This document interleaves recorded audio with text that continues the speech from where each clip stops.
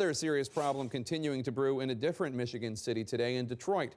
Teachers have been calling in sick and skipping school on occasion, attempting to bring national attention to deplorable conditions in their schools, such as black mold or even mushrooms growing in classrooms and a broken heating system, while students are sitting in freezing and sometimes rodent-infested classrooms. Today, a court ruling was issued siding with the teachers, legally allowing more sick-outs.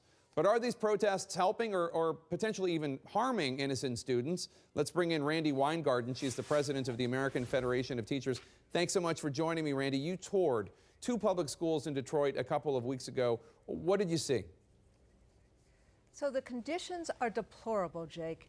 I've frankly never seen conditions like this before. And I taught in New York City in the 1990s where we had atrocious conditions, where we had to scavenge for chalk.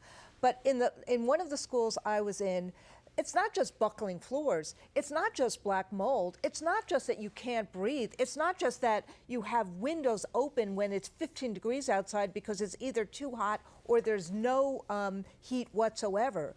It's what signal it's sending to kids that they don't matter. And frankly, we toured with a CNN crew. I have asthma, and my asthma was worse that day because of what we were breathing in. A technology school where they don't have the internet. So the conditions are terrible. And frankly, what teachers have been trying to do is they've been trying to say to people, pay attention to this. And the governor and the emergency manager, who was the emergency manager in Flint, just ignored and ignored and ignored. And out of frustration, they have done some of these actions to get the attention to these schools. You visit schools all over the country, and yes, some of them are pretty horrific. How does this compare to other places in the United States where the schools are in horrible condition? I would say that Detroit is the worst.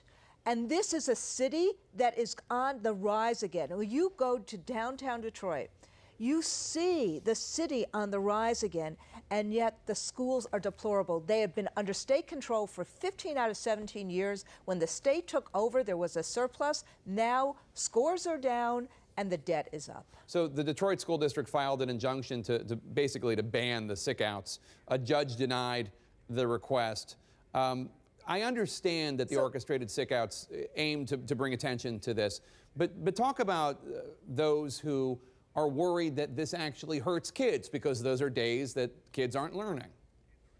Look, today everybody's back in school except for the 28 teachers that the Detroit Public Schools sued and had to be in court today. So that school was closed. Teachers who, by the way, many of whom had never done any kind of sick-out, one of whom, because they wrote something in the newspaper, they were sued. One of whom has been on FMLA because of cancer issues.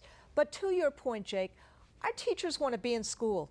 They want to shine the spotlight on these conditions. But if you've tried to shine it in every which way and you've been totally ignored, you totally understand the frustration. Teachers want to teach. But remember, these folks as well, for the last 10 years, hasn't had a raise. There are 200 vacancies, and this is after these teachers have given over a 10% pay cut about 10 years ago to try to save Detroit. What they're doing is they're trying to bring attention to the deplorable conditions in schools so that kids can learn. Well, they have brought the attention. What now? So what now is that we are actually continuing to do the advocacy with the governor, with the emergency manager, with anybody who we can talk to say, fix these conditions. And if we can't get that done, we'll do other things as well. Randi Weingarten, thank you so much.